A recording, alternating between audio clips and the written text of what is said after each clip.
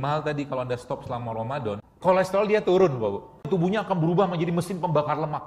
Bahkan sampai sel kanker pun dia makan. Pekan kedua Ramadan tuh badan kita akan jauh lebih fit.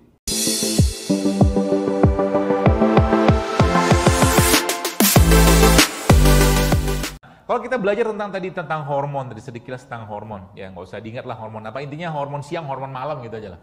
Ya, jadi hormon siang itu adrenalin, noradrenalin, semua kortisol muncul siang hari. Ya, maka kita disuruh siang hari itu suruh ngapain? Bertebaran lah kata Allah gitu kan. Nah, bicara tentang makanan, maka sebenarnya ada satu fenomena menarik. Jadi tubuh kita tuh kalau dia diasupi dengan sesuatu yang tidak bisa dia olah, maka tubuh akan minta istirahat. Baik, saya tanya, kenapa Anda habis makan nasi padang ngantuk?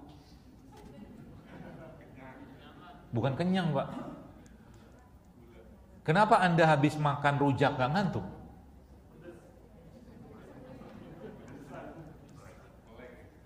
Ya. Jadi sebenarnya ceritanya itu adalah tubuh kita ini, kalau kita mengasup sesuatu yang tubuh nggak bisa ngolah itu, maka tubuh minta rehat, kayak orang tidur tuh. Makanya tidur malam itu ibarat kata cleaning service-nya kita. Office boy-nya kita tuh malam hari itu kerja. Ya, matiin lampu, maka jadi tidur terbaik itu seperti apa? Seperti sampaikan Nabi, mati lampu. Kenapa? Saat itu kita nggak butuh cahaya, sebab ada melatonin di sini yang keluar. Saat itu melatonin, serotonin, hormon-hormon rileks gitu kan. Dia fungsinya ngapain? Dia memperbaiki enzim, dia memperbaiki hormon, semua diresetting ulang di malam hari. Itu kata kuncinya. Artinya, kalau seandainya ada orang habis makan kok tiba-tiba ngantuk, sedangkan logikanya gini bos sekalian. Anda pikir sederhana aja. Kita lagi lemes, nggak ada tenaga, butuh protein, butuh karbo, butuh lemak segala macam. Terus kita minum, harusnya kan berenergi. Jadi bersemangat, jadi ada tenaga. Sekarang kok tiba-tiba justru malah tidak bertenaga. Kenapa? Karena yang dimakan nggak bisa diolah sama badan. Paham ya? Yang dimakan nggak bisa diolah sama yang ada pada badan. Kenapa? Badannya sudah miskin. Miskin dengan apa? Miskin dengan enzim, miskin dengan nutrisi, miskin dengan mineral yang bisa digunakan untuk ngolah itu tadi. Sehingga apa? Sehingga apa akibatnya? Sudah rehat aja dulu. Rehatnya gimana? Tidur. Paham ya? Makanya dalam Al-Quran Allah sampaikan, makan itu yang terbaik. Makan buah itu kapan terbaiknya? Sebelum makan. Kenapa? Dia enzim. Fungsinya ngapain? Mencerna makanan. Ya mencerna apa yang kita makan. Kalau kita baca dalam surat Abasa itu ujung-ujungnya apa? Ujung-ujungnya kalau Anda mengubah, katakanlah memperbaiki pola kesehatan tubuh kita, maka sebenarnya isi piring kita itu ada tiga porsi. Porsi pertama 4/6-nya itu isinya sayur sama buah.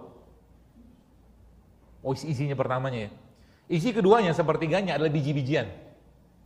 Ya. Isi yang terakhir baru kita masuk ke protein hewan atau protein nabati atau protein secara umum. Ya, isi piring diubah.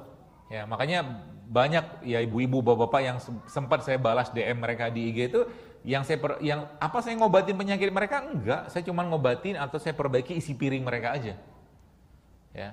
Tapi kata kuncinya apa? Kata kuncinya kalau Anda atau kita mau cerita hidup sehat khususnya Ramadan. Kenapa Ramadan Indonesia sibuk banget atau mungkin tinggi inflasinya? Ada yang tahu? Ya karena kita ribet banget dengan urusan makanan. Buka pakai apa, sahur pakai apa, segala macam gitu kan. Sayangnya Quran tidak khatam-khatam. Makanya para sahabat itu kalau kita lihat mereka bahagia banget dengan Ramadan. Kenapa? Gak pusing lagi mikir makanan. Dan kalau kita bicara tentang siang tadi, waktu terbaik makan itu adalah siang hari. Maka sebenarnya Allah uji kita dengan cara apa? Dikasih waktu untuk detox sekaligus untuk memenuhi kewajiban kita membersihkan badan kita. Waktu yang tadinya kita disuruh makan, di stop sama Allah, jangan makan dulu. Gitu kan? Makanya kita ini bos sekalian, kalau boleh saya katakan, ibarat kata ginilah.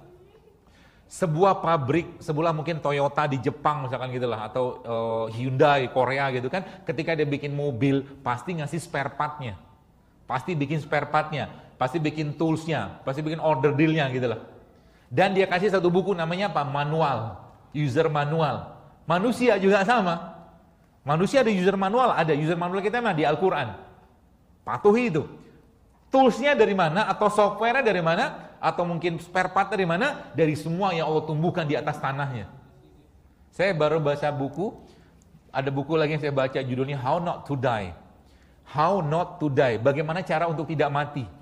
Yang ngarang seorang dokter, dia situ ketawa, saya baca buku itu ketawa sendirian. Dia tulis How Not to Die from heart disease, dibilang bagaimana jangan sampai mati, tanda kutip bahasa dia lah, karena dari serangan jantung segala macam, ditulis banyak lah. Dan salah satu yang saya sampaikan situ apa? Ternyata dia bikin penelitian sendiri, orang-orang yang makan Brazil nut itu ada kacang gitu kan, judulnya kacang Brazil lah gitu kan, itu ternyata kolesterol dia turun, Bapak.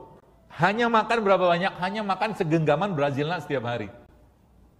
Ya, itu saya katakan tadi kan, ada biji-bijian kan. Nah makanya kalau kita ngerti konsep ini, maka Ramadan ini akan jadi bulan enzim, bulan sayur, bulan buah. Tapi syaratnya apa? Syaratnya Anda harus stop dulu apa yang membuat kita banyak masalah selama 11 hari atau 11 bulan kemarin. Ya, kita harus stop dulu itu. Mau disebutin?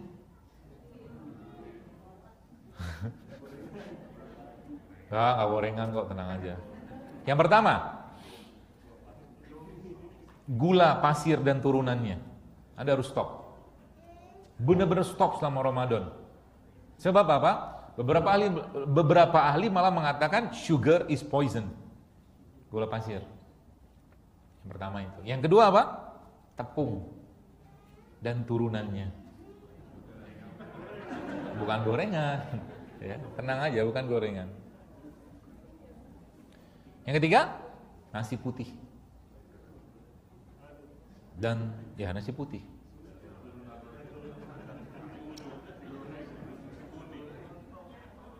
Yang keempat, minyak goreng dan turunannya. Yang kelima, dairy product, produk berbasiskan susu. 5 hal tadi kalau Anda stop selama Ramadan, stop ya. Anda lihat nanti paling minggu kedua, pekan kedua Ramadan tuh badan kita akan jauh lebih fit.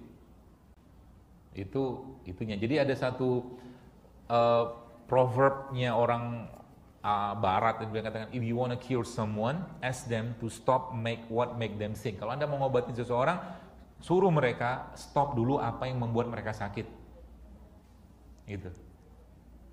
Ya. Sehingga nanti Ramadan tubuh kita akan benar-benar terasup dengan bahan-bahan yang memang seharusnya masuk. Saya kasih ilustrasi gini aja lah. Sebulan ada orang punya mobil mewah. Mobil sport car gitu kan, harganya miliaran. Kalau kita bicara tentang mobil ini Bapak sekalian, maka saya sangat yakin kalau yang punya mobil tadi pasti akan isi dengan bahan bakar terbaik. Sebulan namanya Pertamax. Kan gitu. Sebab apa? Kalau diisi Pertamax, mobilnya akan kenceng, akan baik, akan sesuai dengan jangkaan pabriknya. Pertanyaannya, ya, kalau mungkin saya kembalikan sebuah pertanyaan kepada Anda, dan kalau Anda jawab, saya pun sudah tahu jawabannya. Mobil yang miliaran tadi kalau dibandingkan dengan badan kita, mahalan mana? Maka semua akan menjawab, mahalan badan saya dong, kan gitu. Tapi kalau saya balik tanya lagi dengan sebuah pertanyaan, bahan bakar apa yang sering kita masukkan dalam tubuh kita? Maka tolong jawab. Yang pertama, premium. Yang kedua, Pertamax atau oplosan. Sebagian besar oplosan. Ya, sebagian besar oplosan. Sehingga apa? Sehingga nanti Bapak sekalian, apa yang Anda makan saat ini akan jadi tabungan tubuh Anda 5-10 tahun ke depan. Dan jadi kalau Anda lihat, ini misalkan sebulan mungkin tubuh kita tuh bukan kayak mesin sosis, nggak bisa gitu. Contoh gini ya, sebulan saya mau bikin sosis ayam, saya ambil tepung, bla bla segala macam, saya masukkan mesin sosis, jadilah sosis ayam. Tubuh kita nggak gitu, nggak bisa gitu dia. Anda makan satu kurma saja, itu efeknya tuh luar biasa. Bahkan sampai bisa membentuk gen loh. Makanya ada kita kenal probiotik, prebiotik, asam amino segala macam, vitamin, mineral. Itu semua ada di mana? Ada di produk yang Allah tumbuhkan di atas tanahnya. Arti yang sekarang orang-orang ilmuwan itu sebutnya real food gitu kan. Jadi kalau Anda mau minum vitamin C atau dapat vitamin C, bukan makan vitamin C sintetik atau bukan makan orange juice dalam kemasan, tapi Anda minum jus atau minum jeruk atau makan jeruk gitu. Itu real food gitu loh. Jadi kalau kita ngerti konsep ini, sebenarnya tubuh kita itu butuh real food, bukan food like substance. Ini masalahnya sebenarnya zaman sekarang.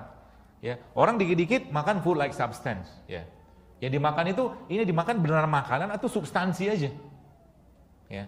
Jadi kalau kita ngerti konsep ini, maka sebenarnya tubuh kita tuh bisa memperbaiki dirinya sendiri. Bisa memperbaiki dirinya sendiri. Apalagi ditambahkan dengan apa? Dengan melaparkan diri tadi. Bahkan 20 jam, seandainya 20 jam saja Anda tidak makan sama sekali, tubuh Anda akan berubah menjadi fat burning machine. 20 jam. Terus nggak makan sama sekali? Nggak makan, tapi minum iya ya. Jadi misalkan Anda makan terakhir jam 5 sore lah gitu, lalu Anda nggak makan lagi sampai 5 sore ke depan, berarti kan sudah 24 jam tuh, dikurangin 4 jam. 20 jam itu tubuhnya akan berubah menjadi mesin pembakar lemak. Kalau sudah mesin pembakar lemak, maka tubuh kita akan mengeluarkan satu enzim namanya AMPK, adenosine monofosfokinase, yang kalau enzim ini keluar, maka dia akan memperbaiki metabolisme gula ke dalam tubuh kita, dia akan memperbaiki metabolisme lemak dalam tubuh kita, dia akan makan sel-sel rusak, bahkan sampai sel kanker pun dia makan.